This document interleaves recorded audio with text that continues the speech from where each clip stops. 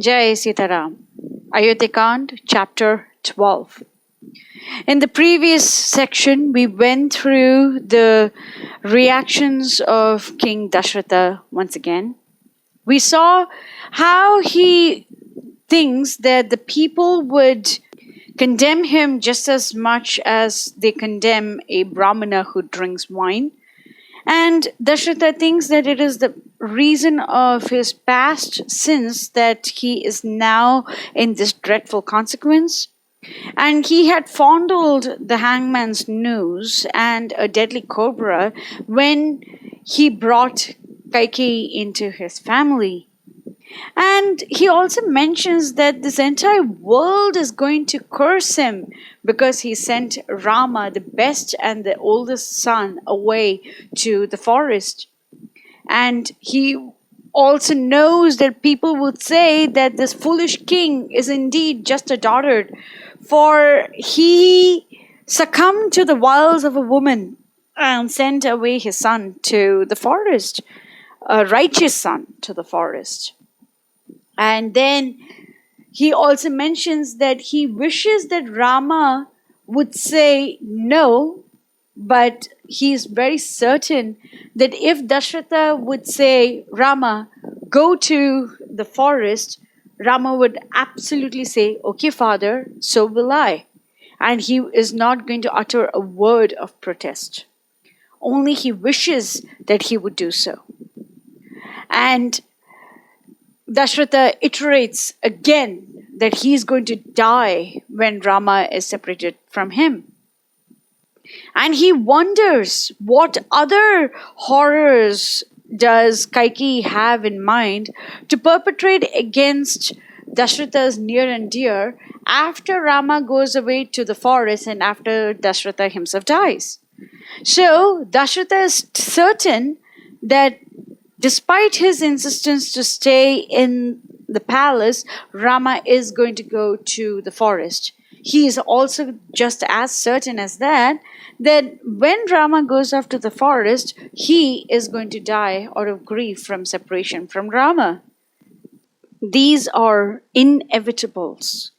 He knows that these things are going to happen. And at that time, he wonders, what horrors is Kaikeyi going to perpetrate against the ones who are near and dear to Dasaratha? So now we will take a look at that particular topic expanded a little bit in this section. Verse 90.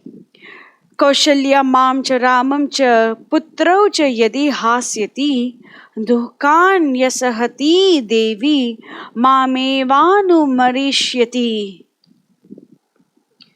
Rama's departure to the forest will be followed by Kaushalya's death, for Lakshmana will go with Rama. Verse 91. Kaushalyam cha Sumitram cha mam cha putrais tribihi saha prakshivya narake satvam Kaikeyi sukhita bhava. Shatrugna is ever with Bharata, and Sumitra, deprived of Kaushalya, myself, Rama, and her sons, will die of a broken heart. So, live on long years of power and joy with a pleasant consciousness of having plunged into the darkest depths of hell of sorrow and grief, Kaushalya, myself, Sumitra, and your stepsons. Verse 92. Maya Ramena Ch Tyaktam Shashvatam Satkritam Gunaihi Ikshvaku Kulam Akshobhyam Akulam Palayishyati. I have but to turn my back on this life and Rama on this city, and this glorious line of Ikshvaku will fall amidst wild confusion, invincible till now, graced with fame, glory, and virtue, and rooted in the far past. So this is a very important verse. Dasaratha says that when Rama and I have abandoned the city, when I go off to the halls of Yama, and when Rama goes off to the forest, The city of Ayodhya, which was invincible till now, which was graced with fame and glory and virtue and rooted in the far past, when all of these wonderful qualities of Ayodhya are gone, then you will now be happy that you have brought about disorder or akulam. Palayishyati akulam. You will be protected by bringing disorder to this place instead of order. So, Rama is the order in everything. So, when Rama brings about order, and if we have Rama away, then the place is full of disorder.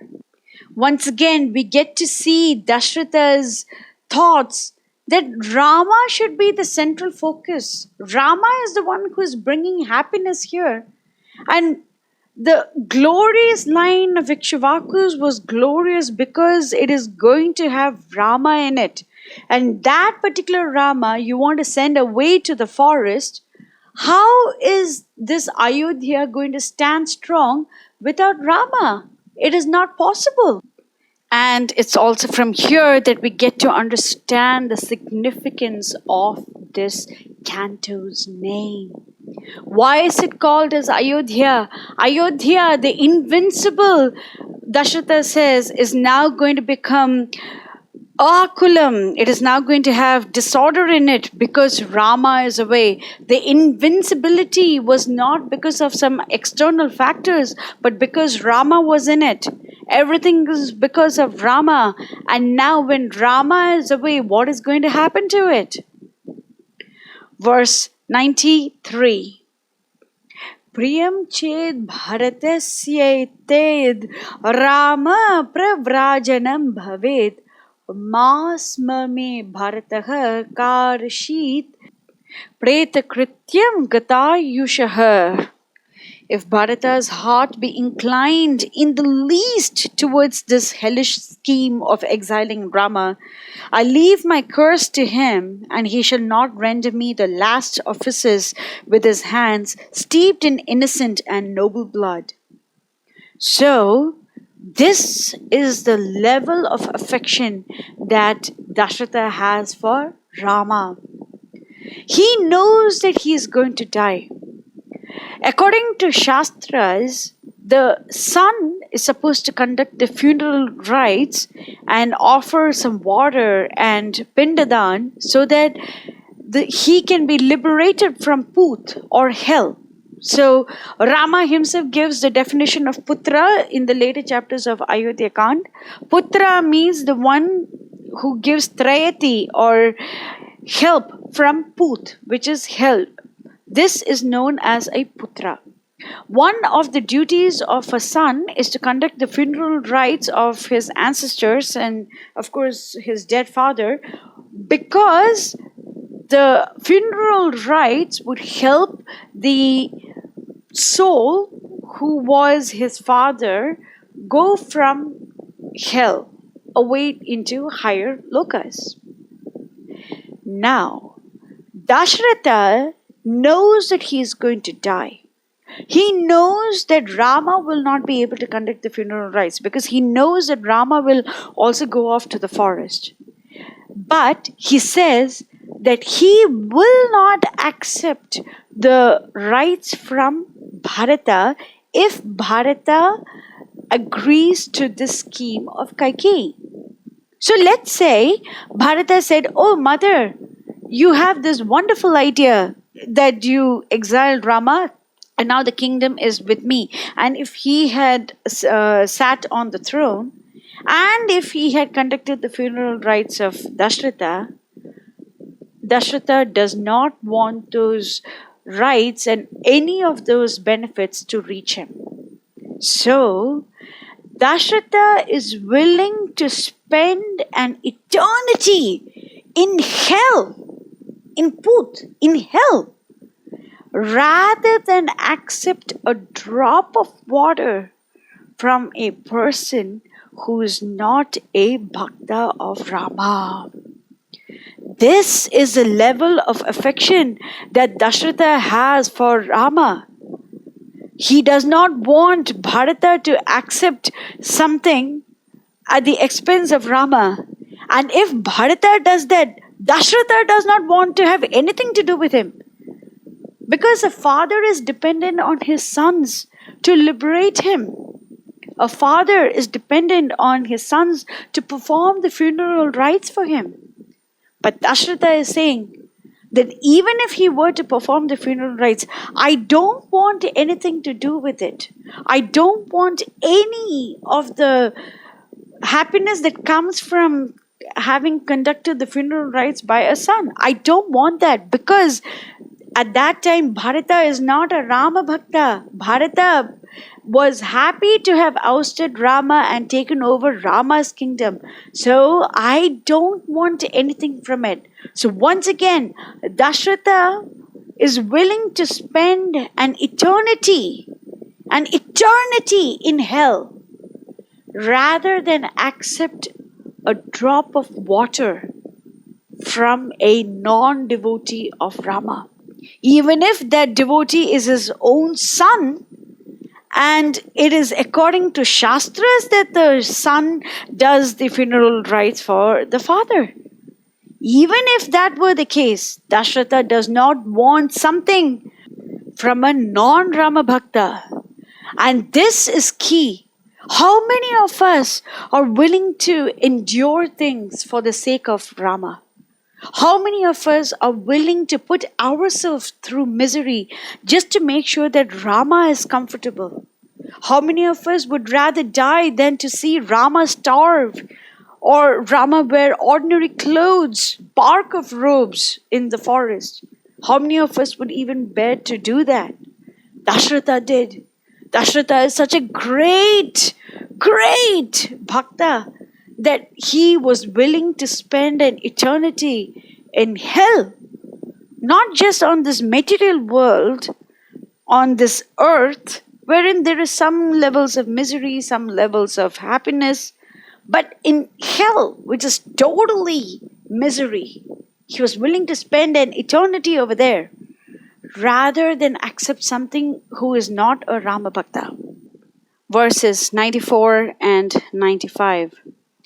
Hanta narye mama mitre sakama bhava Kaikeyi mrite mayi gate rame vanam purusha pungave sedanim vidava rajyam saputra karyashyasi.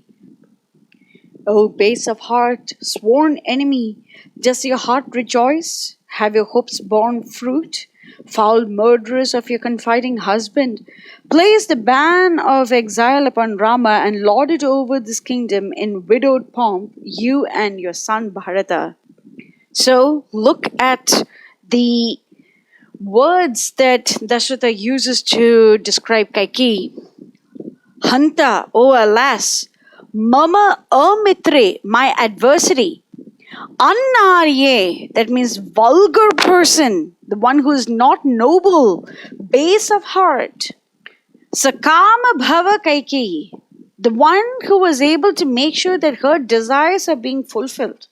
And then he says, Mritamayi, my death, due to Gatev Rame Vanam Purusha Pungave, when the best of men, Purusha Pungave, Rama, Gate Vanam, that means goes off to the forest, then Mrite Mai, that means that Dasaratha is going to die, then Sedanim Vidhava Rajyam Saputra Karayashyati.